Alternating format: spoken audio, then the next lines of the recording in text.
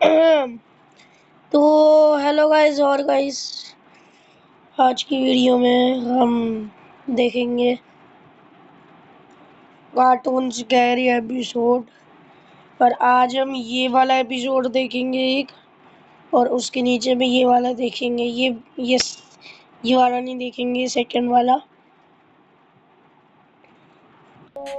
Out the ad. अब burger king में मिले burger crispy veg burgers at just rupees. तो यार वो आज तक आप ओके, वार्निंग दे रहा हूँ मैं वीडियो शुरू होने से पहले। जिनका हार्ट ज़्यादा कमजोर है, जिनको डर लगता है भूतों से, अभी स्किप कर दे। अगर पर तुम्हारे अंदर में स्ट्रॉन्ग हार्ट है तो फिर देख लो। मैं तुम्हें वार्निंग दे रहा हूँ पहले से, ठीक है? वरना फिर तुम बाद में कमेंट्स में ना कहने लग जाओ कि आपने वार्निंग नहीं दी थी। Okay, now let's start the video. ने डोरेमोन एंड शिनचैन के बहुत से हॉरर एपिसोड को देखा होगा, लेकिन क्या कभी आपने उनके अर्बन लेजेंड्स को सुना है? ये पॉपुलर कार्टून एंड एनिमे के कुछ ऐसी अजीब कहानियां होती हैं जो कई लोगों के अनुसार काफी ही सच्ची होती हैं। तो यार चलो आपकी डिमांड पर आज की स्पेशल हॉरर वाइब वाली वीडियो को स्टार्ट करते हैं।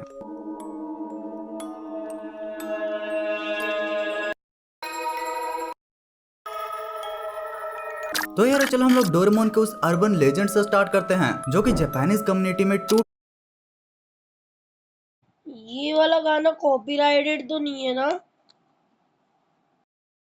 थाउजेंड्स के समय में बहुत ही ज्यादा पॉपुलर हुआ था। और भाई कई लोग तो ये भी मानते हैं कि 1979 के डोरेमोन सीरीज का ये एक एपिसोड भी था और उन लोगों ने इसे अपने बचपन में देख रखा था। उनकी माने तो इसको अब तक सिर्फ एक ही बार टीवी पर दिखाया गया था और इस लॉस्ट एपिसोड का नाम था टेरेंटो, जिसका मतलब होता है टैलेंट। तो यार अब उन सबके अकॉर्डिंग 20 जुलाई 1984 के फ्राइडे को शाम के 7 बजे उनके टीवी पर एक एपिसोड आता है। डोरेमोन का ये एपिसोड बाकियों के मुकाबले काफी अजीब सा दिख रहा था, मानो ऐसा लग रहा था कि इसे जल्दीबाजी में बना दिया गया है। यहाँ तक कि एपिसोड का ऑडियो भी सही नहीं था। तो एपिसोड के स्टार्ट में एक बारिश के दिन पर नोबिता और डोरेमोन स्कूल ग्राउंड में खड़े थे। तभी अचानक नोबिता डोरेमोन से पूछता है कि क्या हम इसके अंडरग्राउंड में जा सकते हैं। तभी डोरेमोन अपने पॉकेट से एक पासलूप जैसा गैजेट निकालता है और उसे ग्राउंड पर रखता है, जिसके बाद फिर डोरेमोन और नोबिता एक्साइटमेंट के साथ उसमें कूद जाते हैं और तभी जमीन पर गिरने की आवाज आती है। जब वो अपनी आंखें खोलकर देखते हैं तो वो पाते हैं कि अब वो किसी बहुत ही अजीब छोटे से रूम में हैं। जब तक ये दोनों इतना समझ ही रहे थे कि तभी उनके पास एक बहुत ही अजीब सी बेरंग लड़की आती है और वो नोबिता को एक इन्वेलप, एक इंक की बोतल और एक पेंसिल पकड़ाकर भाग जाती है। दीवार के अंदर गायब होते देखकर नोबिता और डोरेमोन फिर उसके पीछे पीछे चले जाते हैं। पर यहाँ पर अजीब बात ये होती है कि उस दीवार के पार तो कोई लड़की ही नहीं थी, बल्कि वहाँ पर तो एक पुलिस ऑफिसर और एक लड़का था जिसने की एक स्कूल यूनिफॉर्म पहन रखा था और रो रहा था। पुलिस ऑफिसर नोबिता से बोलता है कि क्या तुम इसे फिल्म कर रहे थे? ये तो कुछ नहीं, तुम्हें इसे देखना चाहिए। जिसके बाद फिर वो पुलिस नोबिता एंड डोरेमोन को एक डार्क रूम में ले जाता है। उस रूम में बहुत ही अजीब तरीके से सेंटर में ग्लोब रखा होता है। अब अचानक से नोबिता एंड डोरेमोन नोटिस करते हैं कि ग्लोब में कुछ क्रैक्स आ रहा है और अब बढ़ते बढ़ते उसमें से रेड एंड ब्लैक कलर का डार्क लिक्विड निकल रहा है, जिसको देखकर नोबिता एंड डोरेमोन बहुत ही ज्यादा डर जाते हैं। वो अब आई थिंक असली हॉरर शुरू होगा।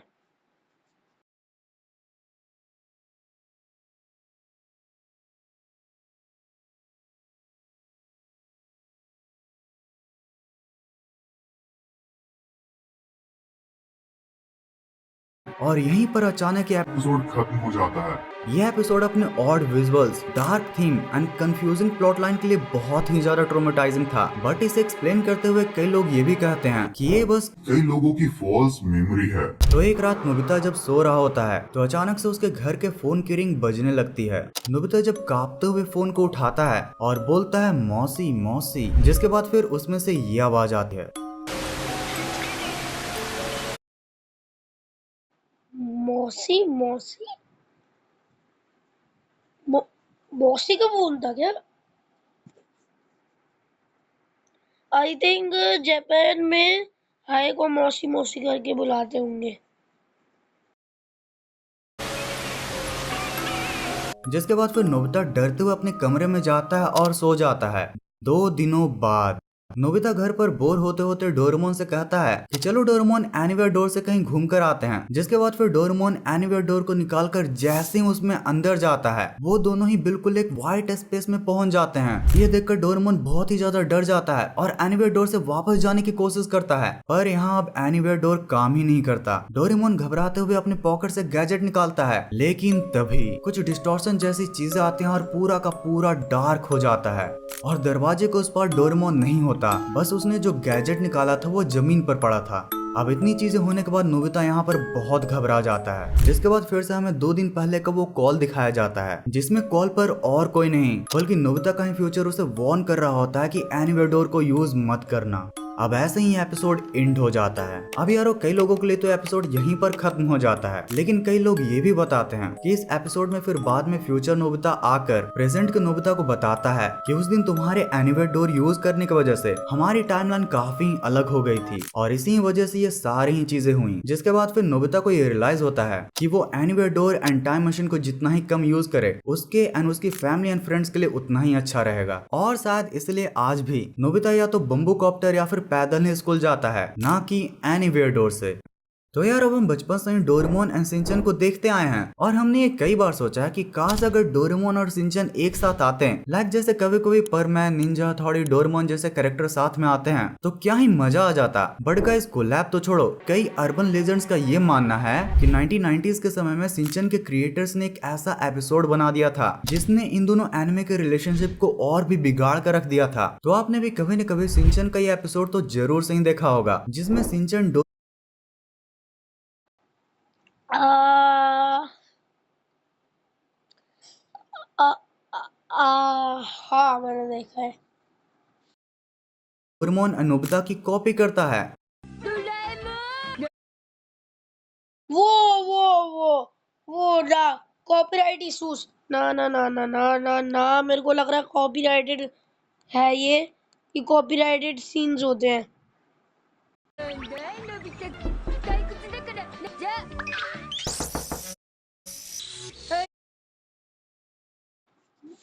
वो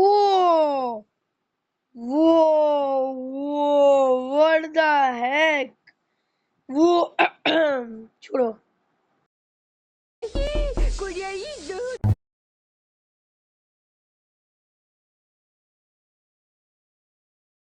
Stand a chance to win your share of 400,000 rand in Hey, yeah, prizes yeah. with Stimroll. T's and C's apply. और इसलिए मैंने पूरी साउंड कम कर दी है। ओके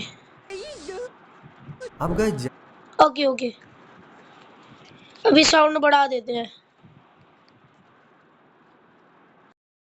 जैसे ही सीन टीवी पर ब्रॉडकास्ट होता है वैसे ही इसे देखकर डोरेमोन के स्टूडियोज वालों को बहुत बुरा लगता है। सिंचन के बट में बम्बू कॉप्टर लगाने की वजह से वो इसे अपने कैरेक्टर की तरफ इंसल्ट की तरह देखते हैं। प्लस यारो उन दिनों ये एनिमे सप्ताह में same day and same time slot में आया करता था, तो आप ये भी समझ सकते हो कि इनके बीच का कंपटीशन कितना ही हाई रहा करता होगा। यहाँ कुछ आर्टिस्ट का तो ये भी मानना था कि इन दोनों ही एनिमे के आर्ट स्टाइल बहुत ही अलग हैं, तो शायद इस वजह से भी ये आपस में कोलैब न करना चाहते हो। अब यारो इन्हीं डिस्कशंस के बीच में एक यूजर ने एक बहुत ही लॉजिकल एक्सप्लेनेशन दिया था। तो उसके अकॉर्डिंग जापान में डोरेमोन एक बहुत ही नेशनल लव्ड एनिमे है, मतलब कि छोटे बच्चों के बीच तो ये बहुत ही ज्यादा पॉपुलर है। वहीं सिंचन बच्चों के साथ साथ अपनी हरकतों की वजह से बड़ों में भी काफी पॉपुलर था। और कैसी हरकतें वो तुम समझ ही रहे होगे। अब इन्हीं हरकतों की वजह से डोरेमोन के ब्रांड के ऊपर कोई इफेक्ट न पड़े, इसलिए भी शायद उन्होंने ऐसा कोलैब नहीं किया होगा। अब भाई रियल रीजन तो वो स्टूडियोज वाले एंड क्रिएटर्स ही जाने। अब यार वो देखो ऐसा भी नहीं था कि डोरेमोन और सिंचन ने आज तक एक भी कोलैब नहीं किया हो। 1980s के समय में एक 5 मिनट के प्रमोशनल वीडियो के दौरान उन्हें एपिसोड्स के बीच में आपस में बात करते हुए दिखाया गया था, बट ये बात सिंचन के बट बम्बू कॉप्टर वाले इंसिडेंट से पहले की है। फिर से भाई साउंड कम करो, साउंड कम करो, कॉपीराइट इशूज। तो यार मैंने सुना है कि बहुत ज्यादा गंदे कॉपीराइट इशूज आते हैं अगर तुम ये इनको चलने दो तो। कार्टून और एनिमेज में ना बहुत गंदे कॉपीराइट इशूज आ जाते हैं। यार अब इतना डरने के बाद कुछ हंसना भी तो जरूरी है ना। तो आपके इसी हंसी को लाने के लिए आपके लिए ये कुछ मजेदार मीम्स। बंदरों नहीं मीम्स देखे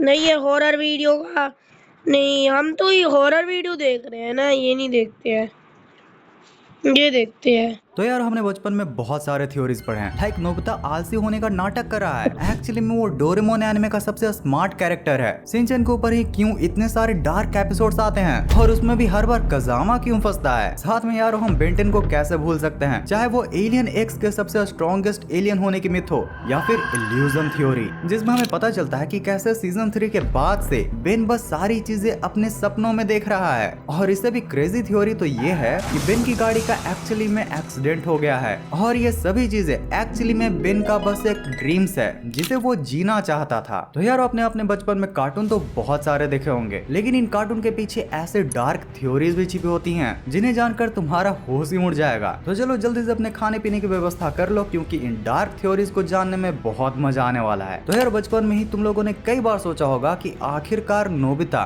डोरेमोन मिलने के बावजूद भी इतना बेवकूफ कैसे है, लाइक हर बार जीरो लाता है। भाई मैं चाहे गाना भी पेपर में लिख कर आ जाऊं, कम से कम 6-7 मार्क्स तो मिल ही जाते हैं, फिर नोबिता को जीरो कैसे मिलता है। और अगर नोबिता के अलावा डोरेमोन और किसी के पास भी होता तो वो डोरेमोन की गैजेट्स का कितना सही तरीके से यूज करता, जैसे एनीवेयर डोर से सीधा स्कूल चला जाता, नो सर की बक बक और झकझक। भाई डेकी सुगी की तो बात ही रहने दो, सुनियो को ही तुम देख सकते हो, वो कितनी स्मार्टली से डोरेमोन को लालच देकर उसके गैजेट्स को यूज करता है। अब ये सब क्वेश्चंस बचपन के दिनों से ही हमेशा मेरे दिमाग में घूमते रहते थे, लेकिन जब मैंने इसके बारे में ध्यान से सोचा और कई एपिसोड्स एंड मूवीज की सारी स्टोरीज याद की और साथ में जब जापान के कुछ थ्योरीज को भी पढ़ा तो गौर किया कि नोबिता एक्चुअली में कोई बेवकूफ नहीं बल्कि डोरेमोन एनिमे का सबसे साना या बुलू स्मार्ट कैरेक्टर है। वो तो बस लल्लू होने की एक्टिंग कर रहा है। हाँ जानता हूँ काफी शॉकिंग है, बट लेट मी एक्सप्लेन। तो जरा एक बात बताओ कि डोरेमोन नोबिता के पास क्यों आया है? क्योंकि वो लेजी बेवकूफ और पढ़ाई में निठल्ला है। डोरेमोन उसके पास आया था कि उसे वो इंटेलिजेंट और हार्ड वर्किंग बना सके। अब सोचो जब एक्चुअली में नोबिता इंटेलिजेंट और हार्ड वर्किंग बन जाएगा तो क्या होगा? भाई वही होगा जो Doraemon stand by me movie में हुआ था।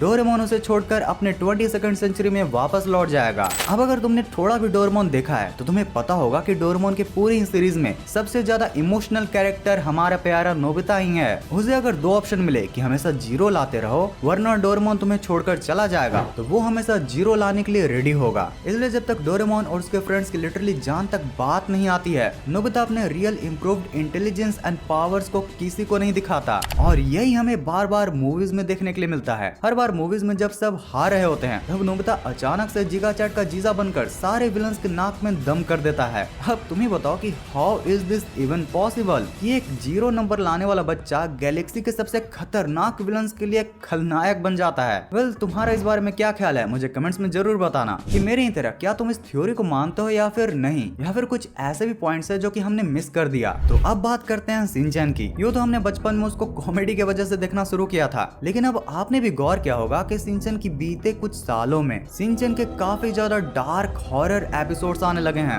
और सिर्फ हॉरर एपिसोड्स ही नहीं, इन कुछ सालों में शिनचैन के हॉरर स्पेशल मूवीज भी आए हैं, जैसे 2021 की school mystery the flowers of Tinkaso academy, जिसमें एक बोर्डिंग स्कूल में एक मिस्टीरियस बाइटिंग घोस्ट की वजह से बच्चे अजीब बिहेव करने लगते हैं। इसमें वैम्पायर्स और घोस्ट का एक डार्क एटमॉस्फेयर बनाया गया है। वहीं लेटेस्ट मूवी के लिए इन दिनों सुपर स्ट्रेंज मायोकाई मॉन्स्टर वेकेशन शेड्यूल्ड है, जो जापान में 31 जुलाई 2026 को रिलीज होगी, जिसके अंदर हमें हैरी के बचपन के गांव और उनके हॉरर चीजें, जैसे हमारे गांव में भूत पिशाच चुड़ैल होते हैं वैसे ही जापान में योकाइज होते हैं, और इस मूवी में उन्हीं के स्टोरीज दिखाया जाएगा। पर यारो इन्हीं सब सिचुएशन से एक बड़ा सवाल तो ये आता है कि आखिर धीरे धीरे जैसे शिनचैन पुराना होता गया वो उतना ही डार्क और हॉरर कैसे बनता गया। हाँ जानता हूँ 2009 में शिनचैन के क्रिएटर की एक मिस्टीरियस डेथ हो गई थी, लेकिन उसके बाद भी इसे वही पुराने कॉमेडी और थोड़े एडल्ट जोक्स के साथ चलाया जा सकता था। ये इतना ज्यादा हॉरर शिफ्ट करने की क्या जरूरत थी? तो यार एक्चुअली में जब शिनचैन 1990s में लॉन्च हुआ था तो उसमें नेक्स्ट 5 सालों में कुछ भी डार्क नहीं था, लेकिन तुमने भी कई आर्टिकल्स में पढ़ा होगा कि शिनचैन के क्रिएटर 2000 से 2008 तक काफी ज्यादा स्ट्रेस्ड और परेशान रहा करते थे, और ये वही टाइम था जब शिनचैन के हॉरर एपिसोड्स भी आना स्टार्ट हुए थे, चाहे वो 1997 में अनसीन चाइल्ड का एपिसोड हो जिसमें शिनचैन के ग्रुप में एक एक्स्ट्रा बच्चा आ जाता है, या फिर 2000s तक वो फ्रेंच डॉल डॉल जो हैरी को डस्टबिन से मिली थी, या 2002 का वो शिनचैन मिरर वर्ल्ड वाला एपिसोड जिसमें मिरर डायमेंशन से एक डार्क शिनचैन आ जाता है। सभी में शिनचैन की हॉरर और डार्कनेस लेवल बढ़ती ही गई। और उसमें भी अगर तुम गौर करोगे तो तुम्हें पता चलेगा कि मोस्टली इन हॉरर एपिसोड्स के सेंटर में मेन कैरेक्टर शिनचैन से कहीं ज्यादा कजामा को दिखाया जाता है, वो भी प्रिंसिपल सर के साथ में, चाहे वो हॉरर एलिवेटर वाला एपिसोड हो या फिर स्कूल वाला। अब जब मैंने इसी पर रिसर्च करना स्टार्ट किया तो मुझे इंडिया में इसके बारे में तो कुछ खास नहीं पता चला, लेकिन जब कुछ जापानीज आर्टिकल्स को पढ़ा तो कुछ थ्योरीज ने लिटरली मेरे दिमाग की बेल बजाना शुरू कर दिया। एक्चुअली में इन थ्योरीज में कजामा का जिक्र काफी हुआ है। कई कहते हैं कि ये शिनचैन स्क्वाड का सबसे करियर ओरिएंटेड और सीरियस बंदा है, इसलिए जरा सा भी गड़बड़ होने पर इसके मन के डर किसी हॉरर एपिसोड की शक्ल ले लेते हैं। डिस्कशन में कई लोग ये भी कह रहे थे कि इन सब के बारे में प्रिंसिपल सर को भी पता है और वो कजामा के साथ शिनचैन के बाकी मेंबर्स का भी डर दूर करना चाहते हैं, इसलिए उन्हें एक से एक डरावनी कहानियां सुनाते हैं और उनका हिस्सा भी बनते हैं ताकि बच्चे उन ख्यालों से यूज्ड टू हो जाएं और धीरे धीरे उनका डर खत्म हो जाए। भाई अगर ये सच है तो मैं तो कजामा के डॉल मोपे की डार्क वर्जन एपिसोड का वेट कर रहा हूँ। भाई उसमें कजामा का क्या ही हाल होगा, क्योंकि नैनी वाले हॉरर रैबिट एपिसोड आज भी शिनचैन के फैंस का फेवरेट बना।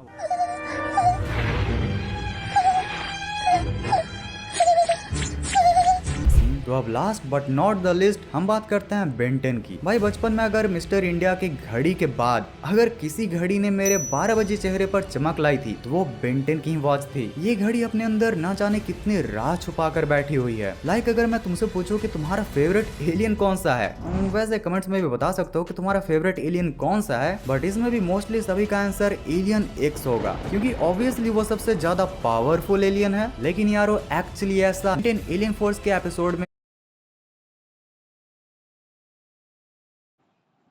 तो मैंने तो वैसे इतना ज़्यादा बेंटेन देखा नहीं है, पर मेरे को हीट ब्लास्ट अच्छा लगता है तभी भी।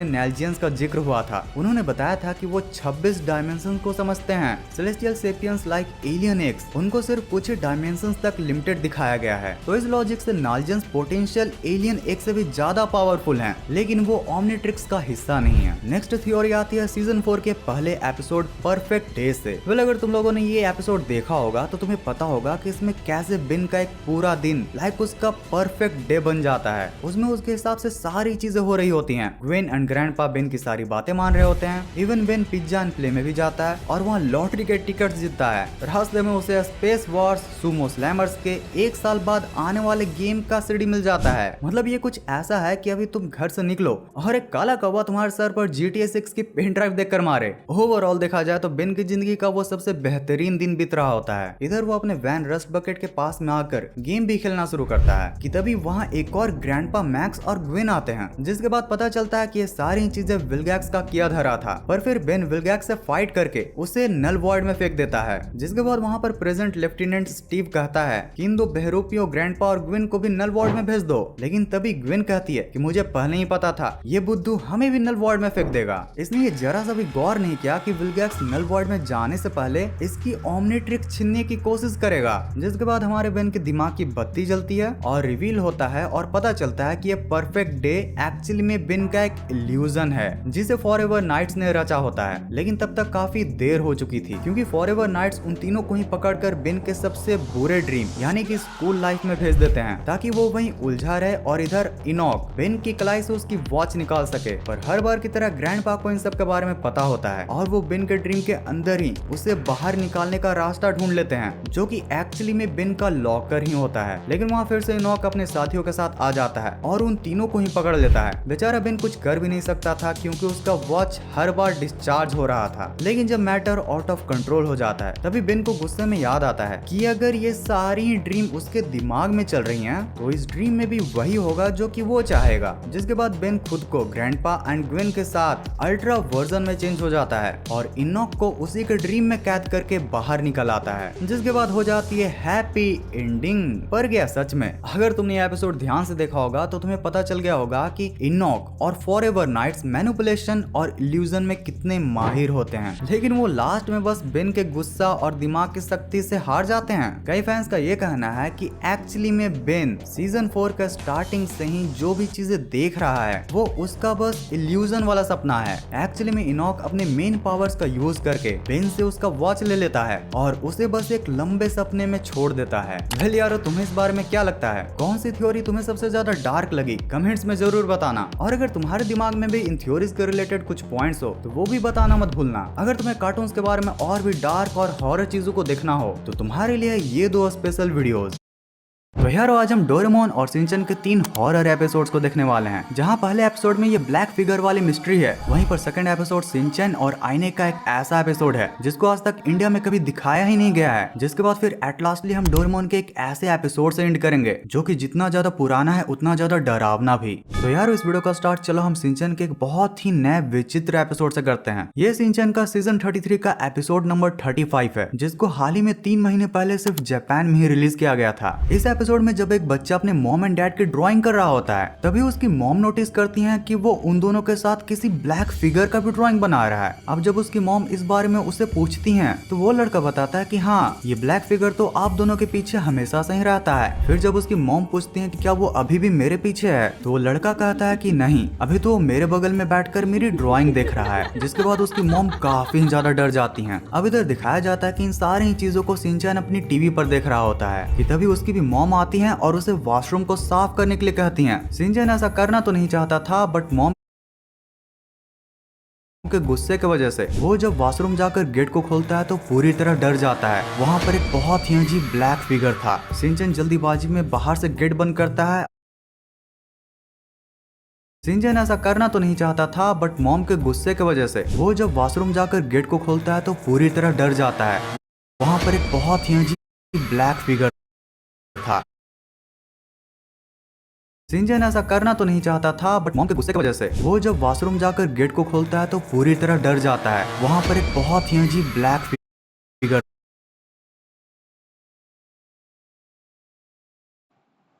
गाइस रुको, मेरे को इसका स्क्रीनशॉट ले लेने दो। ये स्क्रीनशॉट गाइस काम आएगा थंबनेल में। रुको, ये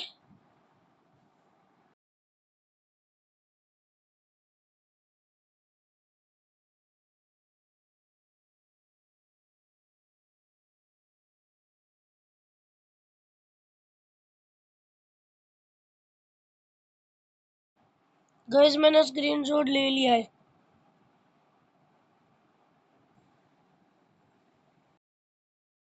डर जाता है। वहाँ पर एक बहुत ही अजीब ब्लैक फिगर था। शिनचैन जल्दीबाजी में बाहर से गेट बंद करता है और उसे कहता है कि तुम आराम से अपना समय ले सकते हो। लेकिन जब वो मॉम की डांट खाकर फिर से वापस वॉशरूम में आता है तो वो देखता है कि इस बार वो ब्लैक फिगर वो वॉशरूम की सफाई कर रहा है। शिनचैन जब उससे बात करता है तो उसे महसूस होता है कि इस मास्क के पीछे कोई लड़की है। बात करते करते जब वहाँ पर शिनचैन की मॉम आती है तो पहले तो वो उस ब्लैक फिगर को देखकर डर जाती है, और फिर जब वो ब्लैक फिगर अपने हाथों से कुछ डार्क मैजिक करता है तो शिनचैन की मॉम उसे अचानक से अपना फैमिली मेंबर बताने लगती हैं। अब शिनचैन ये सब देखकर बहुत ही ज्यादा डर जाता है। मॉम के जाने के बाद जब वो ब्लैक फिगर शिनचैन से पूछता है कि शिनचैन, मैं तुम्हारी फैमिली मेंबर हूँ ना, तो शिनचैन जब उस बात को इग्नोर करके वहाँ से जाने लगता है, तभी हमें बैकग्राउंड में एक बहुत ही अजीब डरावना बच्चा दिखाई देता है। अब इन सब चीजों को देखकर शिनचैन काफी ज्यादा नर्वस होता है। अब इधर हमें दिखाया जाता है कि वो ब्लैक फिगर अपने डार्क मैजिक से हिमावारी और साथ में हैरी को भी अपने वश में कर लेता है। शिनचैन के पूछने पर हैरी उसे डांटते हुए कहते हैं कि ये हमारे परिवार का ही सदस्य है। यार वो ब्लैक फिगर अब पूरी तरीके से शिनचैन के घर पर छा गया था।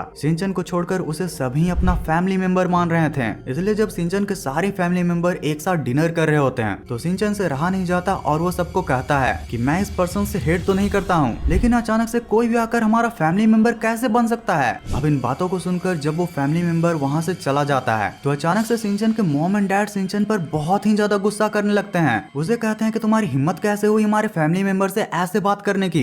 しんのすけなんてひどいことを言うんだ。家族に向かって अब शिनचैन फिर से बहुत ही ज्यादा डर जाता है और फिर से हमें बाहर एक बहुत ही वियर्ड बच्चे को दिखाया जाता है। शिनचैन अपने मॉम डैड से कहता है कि अगर वो हमारा फैमिली मेंबर है तो उसका नाम क्या है। अब जब हैरी और मिसाई उसका नाम नहीं बता पाते हैं तो शिनचैन जल्दी से दौड़कर सीढ़ियों से होते हुए अपने सारे फैमिली मेंबर्स की फोटोज निकालता है, लेकिन वहाँ पर भी उसे कुछ भी नहीं मिलता। अब जब शिनचैन सारे फोटोज को देख ही रहा होता है तो अचानक से वो ब्लैक फिगर आती है और कहती है कि शिनचैन सॉरी, मेरे वजह से फिर से तुम्हें डांट पड़ी। लेकिन फिर जब शिनचैन उसे पूछता है कि तुम हो कौन और तुमने मेरी फैमिली के साथ क्या किया, तो वो कहती है कि हम सभी तो फैमिली हैं। जिसके बाद फिर वो शिनचैन को भी हिप्नोटाइज करना चाहती है, लेकिन यहाँ पर शिनचैन अपने काइंड नेचर के होने की वजह से हिप्नोटाइज नहीं होता है। जिसके बाद जब शिनचैन लड़ते लड़ते उसे एक बैड पर्सन बोलता है तो फिर पूरा ही सीन काफी ज्यादा इमोशनल हो जाता है। वो ब्लैक फिगर शिनचैन को बताता है वो कोई और नहीं बल्कि उन सारी बच्चों के एनर्जी से बना हुआ है जिनके मॉम डैड शिनचैन के मॉम डैड की ही तरह उन्हें टाइम नहीं दे पाते थे, जो बच्चे पूरी ही तरह अकेलेपन में रह रहे थे। शिनचैन की इतनी अच्छी फैमिली को देखकर उनका भी मन शिनचैन की फैमिली का एक पार्ट बनना था। अब शिनचैन ये सब सुनकर कहता है कि ठीक है, अगर यही सब बात है तो तुम मेरे फैमिली मेंबर बन सकते हो। लेकिन फिर वो ब्लैक फिगर बोलती है कि शायद अब मैं ऐसा नहीं कर पाऊंगी क्योंकि, जिसके बाद यार ये एपिसोड थोड़ा पॉजिटिव वाइब के साथ एंड हो जाता है। अब अगर शिनचैन के क्रिएटर इस क्योंकि का जवाब दे पाते हैं तो बहुत ही अच्छा रहता, लेकिन लगता है कि अब शिनको की स्टोरी की तरह वो इसे कुछ और एपिसोड में खींचना चाहते हैं। वैसे यार अगर तुम इस ब्लैक फिगर के बॉडी टाइप को देखो तो तुम्हें शिनचैन के एक और एपिसोड के बारे में याद आएगा। याद है वो हॉरर वाला डीवीडी का एपिसोड, उसमें भी शिनचैन के मॉम एंड डैड लगभग ऐसे ही ब्लैक फिगर में बदल रहे होते हैं। वैसे यार उस एपिसोड को तो तुमने कहीं ना कहीं से देख ही लिया होगा, लेकिन चलो तुम्हें शिनचैन का एक और ऐसा फ्रेश एपिसोड बताता हूँ जो कि लिटरली आपके मिरर को देखने का नजरिया ही बदल देगा। तो एपिसोड का स्टार्ट में शिनचैन एक आईने के सामने बैठकर अपनी मॉम की लिपस्टिक से प्रैंक कर रहा होता है, जिसे देखकर उसकी मॉम उस पर काफी ज्यादा गुस्सा करती हैं और कहती हैं कि अगर तुम रोज इतनी ही ज्यादा बदमाशियां करोगे तो एक दिन इस आईने का शिनचैन बाहर आकर इस दुनिया में तुम्हारी जगह ले लेगा। जाओ और जाकर चुपचाप बाहर की घास साफ करो। अब स्टार्टिंग में तो शिनचैन को ये मजाक लग रहा होता है, लेकिन फिर हम ऑडियंस को दिखाया जाता है कि मिसाई की ये बात सुनकर जैसे ही शिनचैन बाहर की ओर भागता है, अचानक से शिनचैन का वो आईना चमकता है। अब शिनचैन का पीछा करते करते मिसाई को लगता है कि शिनचैन खेलने चला गया, लेकिन जब वो अपने बैकयार्ड में आती है तो देखती है कि वहाँ पर शिनचैन तो घास को साफ कर रहा है। पर हम ऑडियंस को दिखाया जाता है कि शिनचैन का एक्सप्रेशन कुछ ज्यादा ही अजीब था। कैमरा शिफ्ट होता है और हमें पता चलता है कि शिनचैन अपने दोस्तों के साथ खेल रहा है। फिर जब वो घर के लिए वापस आ रहा होता है तो काफी डर रहा होता है कि अब उसकी मॉम तो उसे बहुत ही ज्यादा डांटेंगी। लेकिन फिर जब वो डरते डरते घर पहुंचता है तो सरप्राइजिंगली मिसाई उसे देखकर काफी खुश होती है। वो कहती है कि शिनचैन तुमने घास की सफाई करके बहुत ही अच्छा काम किया, जरा मुझे बताओ कि वो पुडिंग खाने के बाद तुम्हें कैसे लगी। अब शिनचैन पुडिंग की बात सुनकर कहता है कि मॉम पुडिंग वो आपने किसको दिया, जिसके जवाब में वो बोलते हैं तुम्हें, क्योंकि तुमने गार्डन की सफाई की थी। अब शिनचैन ने ना गार्डन की सफाई की थी और नहीं कोई उसे पुडिंग मिला था, जिसे को सोचकर शिनचैन काफी ज्यादा कंफ्यूज्ड और डर जाता है। अब जब इतना सब चल ही रहा था तो उसकी मॉम उसे सिरो को घुमाने का काम देती है, जिसको शिनचैन टालकर फिर से खेलने के लिए वापस चला जाता है। अब फाइनली जब खेलकर वो वापस आ रहा होता है तो उसे फिर से डर लगता है कि इस बार मॉम ने फिर काम दिया था और मैंने नहीं किया। लेकिन फिर जब वो घर पहुंचता है तो उसकी मॉम काफी ज्यादा खुश होती हैं। वो कहती हैं कि शिनचैन आज तुमने घास भी साफ किया और सिरो को भी घुमाया, तुम बहुत ही अच्छे लड़के हो। वैसे सिरो को घुमाने के बाद नैनाको दीदी के साथ खेलकर कैसा लगा। अब शिनचैन ये सुनकर बहुत ही ज्यादा डर जाता है। उसे लगता है कि ये कौन है जिसने उसकी पुडिंग भी खा ली और नैनाको दीदी के साथ खेल भी लिया। अब ये सब सोचकर शिनचैन जैसे ही दूसरी तरफ देखता है उसे दीवार के उस पार एक और शिनचैन दिख रहा होता है, जो कि उसको देखकर एक बहुत ही हॉरिफिक सा स्माइल दे रहा था। अब शिनचैन जैसे उसका पीछा करता है वो बहुत ही जल्दी आईने में घुस जाता है। शिनचैन को ये सब देखकर कुछ भी समझ में नहीं आता, लेकिन उसे बहुत ही ज्यादा गुस्सा आ रहा होता है कि उसने उसके हिस्से की पुडिंग खा ली और नैनाको दीदी के साथ खेल भी लिया। अब शिनचैन ऐसे ही आईने के सामने बहुत सोचने के बाद अपनी मॉम को बहुत ही ज्यादा भला बुरा कहने लगता है, जिसके रिस्पॉन्स में आकर जब मिसाई शिनचैन को पनिश करती है तो हम ऑडियंस को दिखाया जाता है कि इस तरफ का रियल शिनचैन तो खुश था, लेकिन आईने के उस पार का शिनचैन बहुत ही ज्यादा डरा हुआ था। डोरेमोन। तो यार जो मैं तुम्हें आज डोरेमोन के एपिसोड के बाद गाइस ये बस मैं लास्ट थिंग देख रहा हूँ और इसके बाद में हम वीडियो एंड करेंगे, क्योंकि वीडियो बहुत ज़्यादा बड़ी हो चुकी है, दैट्स व्हाई। मैं बताने वाला हूँ वो इतना ज्यादा विजुअली क्रीपी था कि उसे आज तक इंडिया में किसी भी टीवी पर दिखाया ही नहीं गया है। तो एपिसोड का स्टार्ट में यूजुअली डोरेमोन और नोबिता टीवी देख रहे होते हैं कि तभी उनकी मॉम आकर बोलती है कि ये बल्ब खराब हो गया है, नोबिता तुम बाहर से एक नया बल्ब ले आओ। अब नोबिता बीइंग आलसी नोबिता काफी ज्यादा कंफ्यूज होता है कि वो टीवी देखे या फिर बाहर जाकर बल्ब लाए। अब इसी को सॉल्व करने के लिए वो डोरेमोन को परेशान करता है, जिसके बाद फिर लास्ट में डोरेमोन परेशान होकर उसके लिए एक बेड निकालता है। अब नोबिता तो तुरंत ही उस पर लेट जाता है, लेकिन फिर जो डोरेमोन अपने पॉकेट से निकालता है उसके बारे में नोबिता ने कभी सोचा भी नहीं होगा। डोरेमोन लिटरली अपनी कटिंग मशीन को निकालकर नोबिता के सामने रख देता है। अब पहली बार नोबिता तो इसे देखकर काफी डर जाता है, लेकिन फिर सोचता है कि हो ना हो ये किसी मैजिक ट्रिक की तरह उसके लिए कोई नया वर्कर ले आएगा। लेकिन डोरेमोन बिल्कुल भी ऐसा नहीं सोच रहा था और नोबिता को वो लिटरली हाफ ऑफ पीसेस में बांट देता है। अब नोबिता इसे देखकर काफी डर जाता है और डोरेमोन से रोते हुए बोलता है कि तुमने ऐसा क्यों किया, जिसके जवाब में डोरेमोन सारी मिस्ट्रीज को रिवील करते हुए ये बताता है कि नोबिता अब तुम्हारे ये अपर हाफ आराम से यहाँ पर टीवी देख सकता है, वहीं पर अब तुम्हारे इस लोअर हाफ में मैं इस ब्रेन मशीन को डाल देता हूँ जिससे बाहर से लाइट बल्ब लाने का काम तुम्हारे ये लोअर हाफ करेगा। अब नोबिता ये सब देखकर काफी खुश हो जाता है, लेकिन आगे जो उसके साथ होने वाला था उससे उसकी सारी खुशियां गायब होने वाली थीं। तो जब नोबिता का लोअर हाफ उसके लिए लाइट बल्ब ले आता है तो मौका का फायदा उठाकर डोरेमोन और नोबिता उससे बाकी सारे काम भी करवाने लगते हैं। धीरे धीरे उसे बिल्कुल किसी नौकर की ही तरह ट्रीट करने लगते हैं। अब जब ये सब चल ही रहा था कि अचानक से बाहर की डोरबेल बजती है। बाहर जाकर जब वो देखते हैं तो वहाँ पर सुजुका उनको कार्ड्स खेलने के लिए बुलाने आती है। अब नोबिता ये सुनकर काफी ज्यादा खुश हो जाता है और वो दोनों ही सुजुका के घर पर जाने लगते हैं। पर तभी रास्ते में उनको जियान और सुनियो मिलते हैं। अब जियान और सुनियो अपने नेचर के अकॉर्डिंग नोबिता को तंग करते हुए उसे फुटबॉल खेलने के लिए फोर्स करते हैं, लेकिन नोबिता तो कार्ड्स खेलना चाहता था। पर जब जियान और सुनियो उसको मारने की धमकी देते हैं तो डोरेमोन को यहाँ पर फिर से नोबिता की बॉडी को दो पार्ट में बांटना पड़ता है, जिसके बाद फिर नोबिता का लोअर हाफ जियान और सुनियो के साथ फुटबॉल खेलने चला जाता है। वहीं पर अपर हाफ यानी कि हमारा रियल नोबिता सुजुका के साथ कार्ड्स खेलता है। अब फिर से काफी चीजें नॉर्मल हो गई थी, लेकिन फिर अचानक से फुटबॉल ग्राउंड में कुछ बहुत ही अजीब होता है। फुटबॉल खेलते खेलते नोबिता का लोअर हाफ अचानक से जियान पर हमला कर देता है और फिर बहुत ही तेजी स्पीड से भागने लगता है। अब जब उसका ऊपर का पूरा हिस्सा गायब होता है तो वो बहुत ही तेज दौड़ पाता है, जिसके बाद फिर वो सुजुका के घर जाकर नोबिता से अलग होने की बात कहता है और ये कहकर चला जाता है कि तुमने आज तक मुझे बस नौकर की ही तरह ट्रीट किया है, अब मैं तुमसे कभी भी नहीं मिलूंगा। जिसके बाद फिर जियान और सुनियो भी आकर वहाँ पर नोबिता को खूब ही पीटते हैं और पैर न होने की वजह से नोबिता उनसे बच भी नहीं पाता है। जिसके बाद फिर वो डोरेमोन के सामने काफी रोता है। अब नोबिता की ये दयनीय हालत देखकर डोरेमोन को बहुत ही बुरा लगता है। जिसके बाद फिर बहुत सोचने के बाद वो नोबिता को ये रिकमेंड करता है कि तुम खूब सारा पानी पियो। अब नोबिता बिना कुछ पूछे ऐसा ही करता है। जिसके बाद फिर हम ऑडियंस को दिखाया जाता है कि वो लोअर हाफ खुद ही दौड़ते दौड़ते नोबिता के पास आ जाता है और उसे रिक्वेस्ट करता है कि उसकी पैंट की जिप खोल दे, उसको बहुत कस के आई हुई है। जिसके बाद फिर अल्टीमेटली नोबिता को अपनी पूरी बॉडी मिलती है। अब यारो राइटर्स ने तो इसे काफी फनी वे में एंड कर दिया, बट अब जरा तुम ही सोचो कि किसी बच्चे की बॉडी को दो पार्ट्स में बांट देना, एक किड शो में ऐसे शार्प मशीन्स को दिखाना कितना ही ज्यादा वियर्ड है। और जस्ट तुम ही इमेजिन करो कि अगर उसका जिप कोई और व्यक्ति खोल देता तो फिर नोबिता तो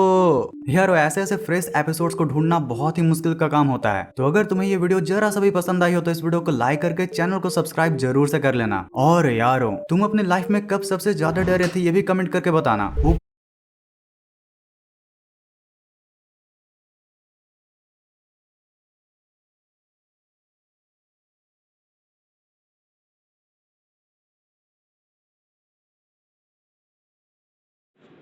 तो गाइस बाय, और अब मैं वीडियो एंड करने वाला हूँ, तो बाय बाय गाइस।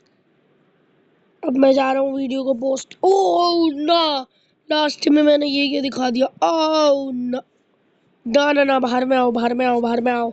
ओह फा फा फा फा, अबे यार।